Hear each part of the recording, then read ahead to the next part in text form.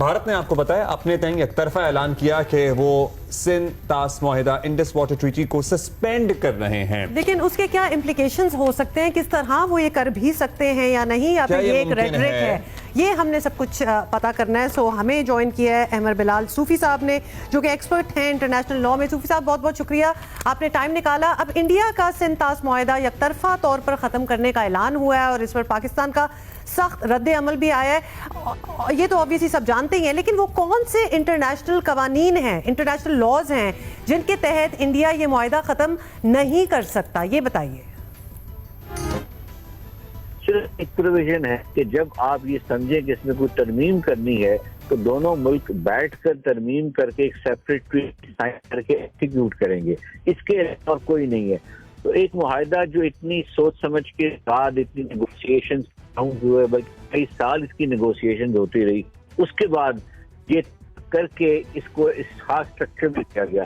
اب اس میں یہ پاور نہیں رکھی گئی اور جان بوجھ کر سوچ سمجھ کی نہیں رکھی گئی، اور رضامندی کے ساتھ انڈیا نے اس کو ریٹیفائی کیا، سائن کی.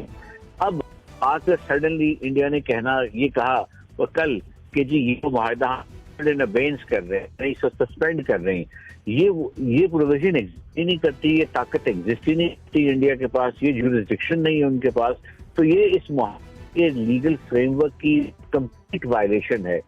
اسی طرح ایک ہمارا ویانا کنونشن ہے انڈر انٹرپریٹیشن آف ٹریٹیز. یہ کنونشن وہ ہے جو بیسیکلی ہوتا ہے کہ ٹریٹیز کی انٹرپریٹیشن کیسے کی جائے گی.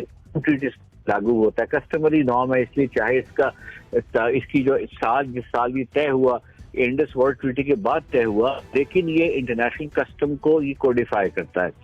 اب وہ یہ کہتا ہے کہ اگر آپ نے کسی ٹریٹی کو سسپینڈ کرنا ہے تو بڑے مخصوص چند محدود ترین گراؤنڈز ہوں گے جس پہ وہ سسپینڈ ہو سکتی ہے. اب وہ گراؤنڈ بھی انڈیا کے پاس اویلیبل. تو ویانا کنونشن میں جو پرنسپل سسپینشن آف ٹریٹیز کے دیے گئے ہیں، یہ اس کی ایبسولوٹ وائلیشن ہے. اور تیسرا جو ایک جسے ہم واٹر لا کہتے ہیں، یعنی پانی کا قانون، وہ قانون جس کے تحت رائپیرین اور لو رائپیرین کے مابین پانی کی ڈویژن کے معاہدے بھر میں ہوتے ہیں، وہ قانون یہ کہتا ہے کہ پانی نہیں روک سکتا لو رائپیرین ملک کا، اور وہ پانی اس کی انٹائٹلمنٹ ہے کیونکہ اس کا تعلق اس کے رائٹ ٹو فوڈ سے رائٹ ٹو لائف سے ہے. صرف وہ ٹریٹی جو کسی حد تک کر سکتی ہے. تو یہ پانی تو نہیں روک سکتا صرف. اسی طرح انڈس واٹر ٹریٹی بھی یہی چیز طے کرتی ہے.